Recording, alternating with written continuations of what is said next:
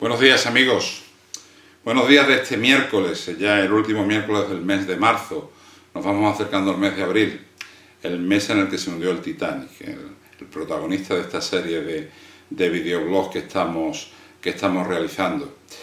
Ayer precisamente, preparando uno de estos videoblogs, estuve repasando mis viejos álbumes de recortes de prensa y mis viejos álbumes de fotos del Titanic. Yo la verdad utilizo el ordenador pues casi por obligación, porque para otras cosas soy bastante antiguo. Yo necesito papel para trabajar y tengo todas mis cosas, mis fotos, mis recortes, mis documentos archivados en álbumes.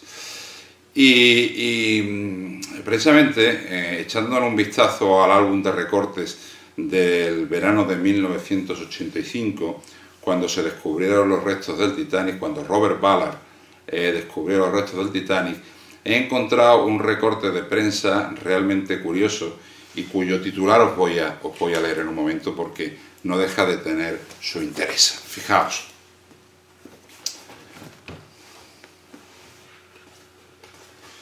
Dice así: la expedición al Titanic tiene fines militares según la URSS.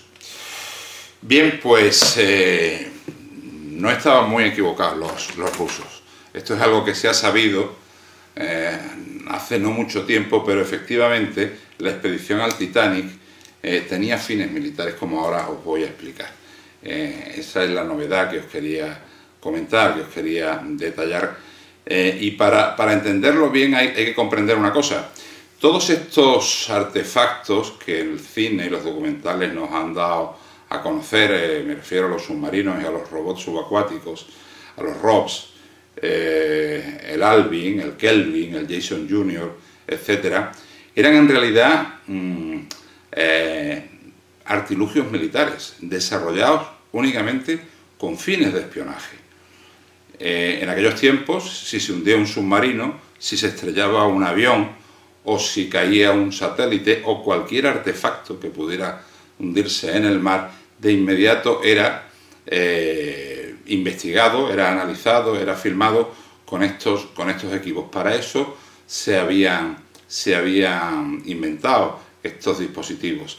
No es por eso extraño que la Unión Soviética, cuando se dio cuenta de que Robert Ballard estaba investigando la zona en la que se hundió el Titanic con uno de estos equipos, dijera que la expedición tenía fines militares. Es simplemente el hecho de manejar, de trabajar con estos equipos, indicaba ya que se estaban ensayando equipos de uso militar, equipos para espionaje. Yo recuerdo aquel verano de 1985, cuando Ballard descubrió los restos del Titanic, que estaba realmente interesado, excitado por las noticias, ¿no?, de lo que se podía producir, de lo que podía salir de aquella expedición. ¿Por qué? Porque por primera vez en la historia alguien realmente serio iba a buscar los restos del Titanic. Y Robert Ballard era un tío muy serio, un tío con mucho prestigio. Era un antiguo oficial de la Marina de los Estados Unidos, Ballard es capitán de corbeta de la Reserva de los Estados Unidos, si no mal recuerdo, oceanógrafo, biólogo, un hombre con mucho prestigio, un hombre que había realizado trabajos a muchísima profundidad con muy buenos resultados. Y todos estábamos expectantes por lo que Ballard pudiera encontrar, que efectivamente acabó encontrando los restos del Titanic. Lo que la opinión pública no supo entonces, lo que no podíamos saber, es que para que Ballard pudiera realizar ese trabajo, para que la Marina cediese sus equipos y diera fondos a Ballard para localizar los restos del Titanic, le había impuesto la condición de que debía filmar los restos de dos submarinos atómicos norteamericanos perdidos en dos accidentes realmente pavorosos. Esos submarinos eran el USS Tracer y el USS Scorpion. La historia del Tracer es una historia realmente espeluznante. Es uno de los accidentes marítimos más espeluznantes que yo haya leído jamás, que yo haya conocido.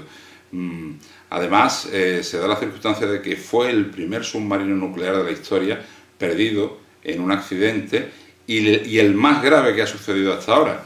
Con el Treasure perecieron sus 129 tripulantes. El Treasure estaba haciendo unas pruebas de inmersión, acompañado por un buque auxiliar, un buque de salvamento, el Skylark, a unas 200 millas al oeste de Cabo Cod, en el Atlántico, en Massachusetts. Estamos hablando de abril de 1963. Concretamente el accidente se produce el 10 de abril de 1963. Las pruebas consistían en una serie de inmersiones que tenía que hacer el submarino hasta llegar a su cota máxima de trabajo, que era aproximadamente de unos 300 metros, a la profundidad máxima a la que podía llegar. Por motivos que durante muchos años fueron un misterio, el Treasure implosionó, es decir, fue aplastado por la presión y se hundió, pereciendo, como es natural, toda la tripulación. Hay una teoría que dice que lo que pudo ocurrir es que se rompió una tubería de agua salada, se fue por la soldadura, ¿no? Luego se hicieron pruebas en otros submarinos y se comprobó que un porcentaje muy importante de las soldaduras de esas tuberías del sistema de agua salada eran defectuosas. Si a vosotros en vuestra casa se os rompe una tubería, pues os sale un chorrito de agua, ¿verdad? O cae un goteo de agua. Si a 200 o 300 metros de profundidad se te rompe una tubería, lo que te sale es un caudal de agua pulverizada, como un atomizador, como si fuera un spray no sé, un desodorante o una laca, que te va a empapar el interior del submarino en muy poco tiempo. Tened en cuenta que estamos hablando de unas presiones en esa tubería de unos, pues leí cifras de 40 toneladas por centímetro cuadrado, una barbaridad. Lo que pudo pasar, según se cree, es que se produjo esa rotura, el agua empezó a entrar atomizada en el interior del submarino y comenzó a empapar los cuadros eléctricos. Entonces se produjo lo que los marinos llamamos un blackout, una caída de la planta eléctrica. Los cortocircuitos provocaron que la planta eléctrica cayera y el Treasure empezó a descender, empezó a bajar. Automáticamente el reactor nuclear se bloqueó por seguridad debido a los cortocircuitos y parece ser, según se desprende de las comunicaciones que hubo entre el Treasure y el Skylark, el barco de apoyo que llevaba, que hubo un intento por parte del comandante de introducir aire comprimido en los tanques del submarino, pues para soplar los lastres y subir, pero se produjo una congelación de las válvulas y tampoco se pudo hacer. El resultado fue que el submarino fue hundiéndose poco a poco, descendiendo poco a poco hacia el abismo. Había una profundidad de 2.600 metros, hasta que en el Skylark, con los hidrófonos, pudieron escuchar el sonido de una implosión. Es un sonido de baja frecuencia. Imaginad el sonido de una botella cuando se descorcha una botella de cava, ese blup que hace, pero amplificado pues millones de veces. Ese es el ruido que oyeron. Y después nada más, después el silencio más absoluto, ¿no? El silencio del mar y la muerte. El Treasure quedó diseminado en el fondo del mar en un área extensísima, según se pudo comprobar de las investigaciones de Robert Ballard. En aquella época llevaron el batiscafo Trieste, que era lo más avanzado que tenía la Marina para investigar este tipo de siniestros, pero lo que se pudo hacer fue recoger alguna pieza del submarino y tomar algunas fotos, sin llegar a tener una idea de conjunto de lo que fue ese desastre. Fue Robert Ballard con su submarino quien filmó la zona del hundimiento del Treasure y comprobó que efectivamente se había producido una implosión. El Treasure había sido aplastado por la presión. Imaginad la angustia de aquellas 129 tripulantes mientras el submarino se iba hundiendo sin que pudieran activar la propulsión o soplar lastres para subir a la superficie.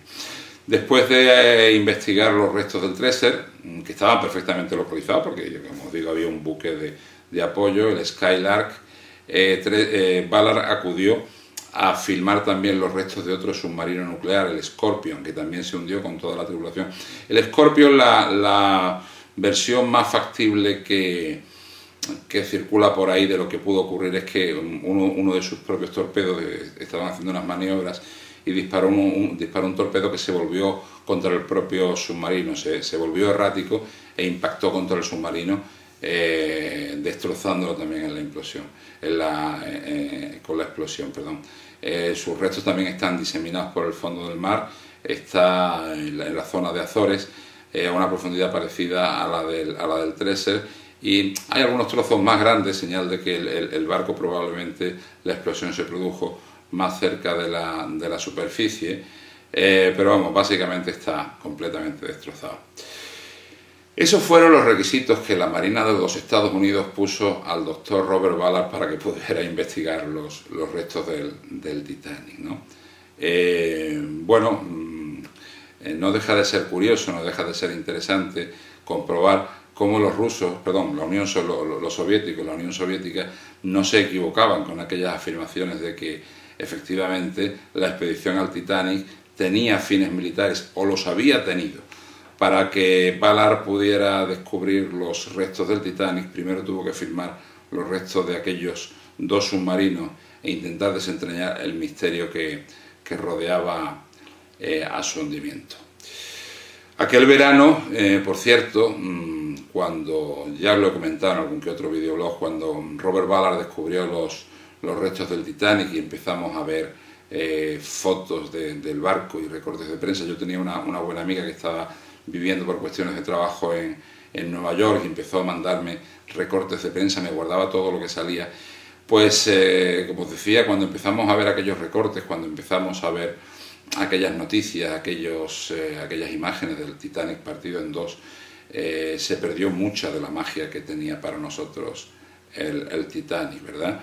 El Titanic, antes de su descubrimiento, había sido un misterio total.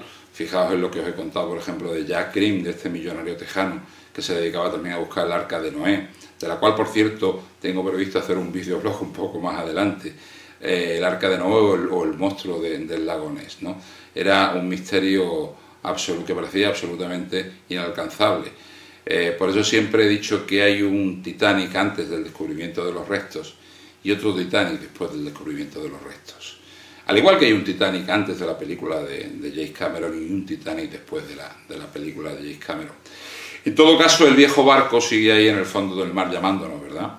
Y haciendo que nuestra atención se fije en él, que sintamos siempre curiosidad por su naufragio y por todas las historias que lo rodean. Por eso yo creo que no nos vamos a cansar ni de contar historias ni de oír historias sobre el Titanic. De todas estas cosas hablaremos quiero hablar en el último videoblog que haremos el 14 de abril, coincidiendo con el 104 aniversario del hundimiento. De todas formas, entre hoy y el 14 de abril todavía nos quedan unos cuantos videoblogs para seguir charlando y seguir compartiendo con vosotros buenas historias relativas al hundimiento del Titanic. Y nada más por hoy, que tengáis un día estupendo, espero que nos veamos pronto y un fuerte abrazo marinero para todos vosotros.